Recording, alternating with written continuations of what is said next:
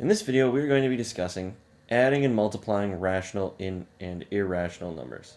So we're going to be seeing what happens, what kind of number is produced when we are combining rational numbers and when we combine rational and irrational numbers. So first, let's talk about adding and also subtracting. Any rule that works for adding is also going to work for subtracting. So we say that when two rational numbers are added, then their sum is rational. We can think of this as saying, like, if we have r for rational number plus another r, we just get r. A rational plus a rational gives me another rational. So for example, I have two numbers here, 1.3372 and 6.213. These are both rational numbers because they are terminating decimals. Now, this 1.3372 has 4 decimal places. 6.213 only has 3, so we can just stick a 0 here so they have the same number of decimal places. If we add them together, 2 plus 0 gives me 2.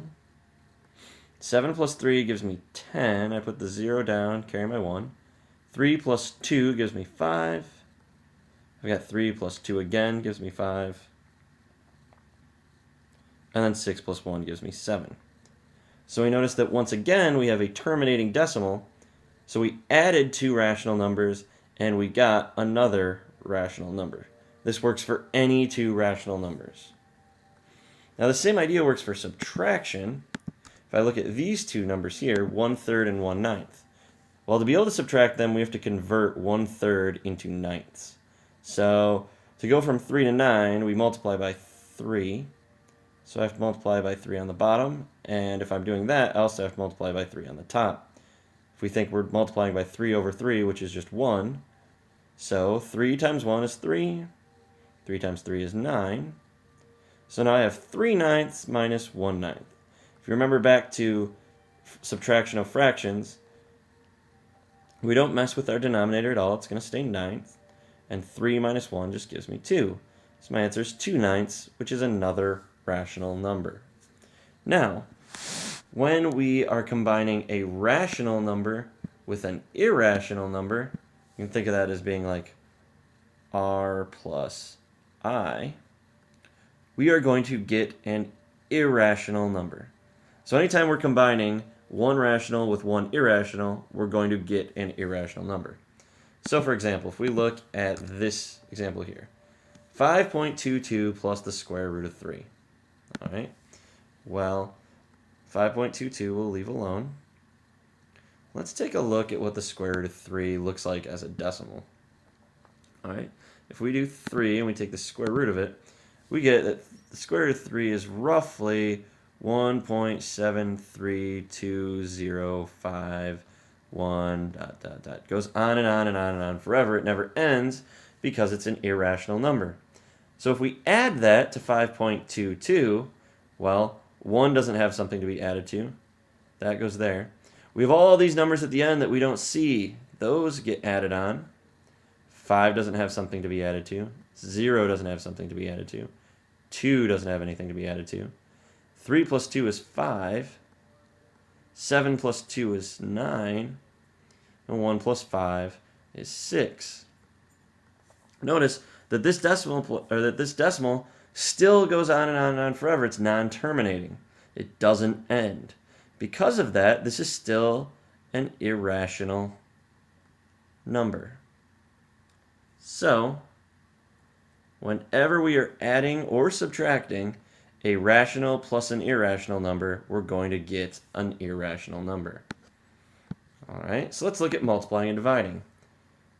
The same idea of adding and subtracting, any rule that works for multiplying is also going to work for dividing. So when 2 rational numbers are multiplied, then their product is rational. So we can think of that as saying like r times r equals r. All right. Anytime we multiply 2 rational numbers, we get another rational number. So for example, I've got -3 times 0.75.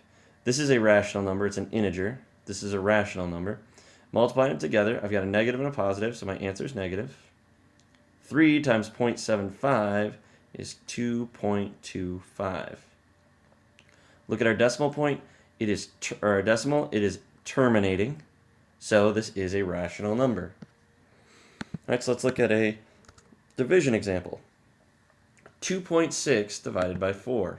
All right, I've got a rational divided by a rational. And if I do this division, bring up my calculator and show you. If I do this division, 2.6 divided by 4, I get 0.65. So 0.65. All right, which is also a terminating decimal, so it is a rational number. Now, by the same idea as what we did with adding, when I have a rational and an irrational, then their product is irrational. Rational times irrational gives me irrational. All right, whenever I've got one and the other, the answer is irrational. So let's look at an example for that. I've got 4 times 1.3571 on forever. Well, if I take a look at that, 4 times 1.345721, I get this. But remember, I've got all these numbers that never end. So I'm multiplying 4 by all of those numbers that are out here that go on and on forever. My answer is roughly, maybe, my answer is roughly 5.3828884, and that goes on and on forever. So because this is non-terminating, and you could tell from here there's no pattern, it's non-repeating, this is also an irrational number. So, to summarize it, whenever I'm adding, or whenever I have a rational and a rational together,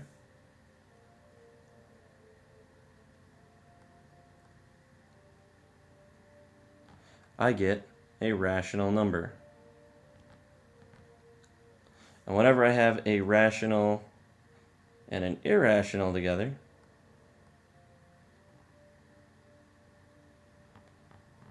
I get an irrational number. So two rationals will always give you a rational and an irrational will give you an irrational. And some of you may be asking, what if we have two irrationals together? Well, we're not going to go into that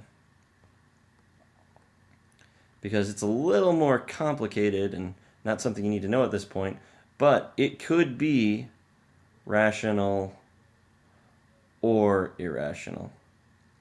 Depends on the numbers. So what you really need to remember is these two things. That when I've got a rational and a rational, I get a rational number, and when I have an irrational and a rational, I get an irrational number. These two things are what you really need to remember. So let's look at an example. It says, would the expression 4.5 plus the square root of 7 produce a rational or an irrational sum? So 4.5 plus the square root of 7. So we don't really need to know what our answer to this is to figure out if it's rational or irrational. We just need to think, what kind of numbers do we have here? 4.5 we know is rational. It's a terminating decimal. Square root of 7. We've discussed that the majority of the square roots are irrational numbers. But let's check and just make sure that the square root of 7 is an irrational number. So if we take 7, we do square root, we can see it's 2.645751. And the only reason I don't have more numbers going on here is that the calculator just rounds at the end. So this is definitely an irrational number. So if we think about what we were just talking about, we've got a rational plus an irrational. Our answer is going to be irrational. We don't really need to know exactly what the number is. We just know we've got one rational, one irrational, so my result has to be rational. So here's another example. Would the expression 22 times 2.91 repeating, remember this little bar just means that it's repeating, produce a rational or irrational product? Well, 22 is obviously going to be a rational number. It's just an integer. Times 2 now 9-1 with the bar is 9-1 repeating, so that's like 9-1, 9-1, 9-1, 9-1, 9-1, and so on and so on and so on and so on forever. So we got to ask ourselves, is this rational or irrational? Well, if we think of our two questions we ask about that, does it end or does it repeat? Well, it's obvious it doesn't end, but it does repeat. We have this pattern, 9-1, 9-1, 9-1, 9-1, 9-1, on and on forever. So this is also a rational number. So if I have a rational number times a rational number, my answer is going to be rational.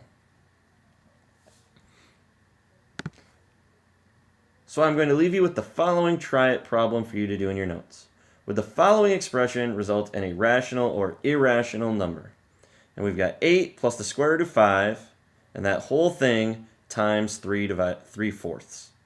So go ahead and try this problem in your notes and bring it to class tomorrow.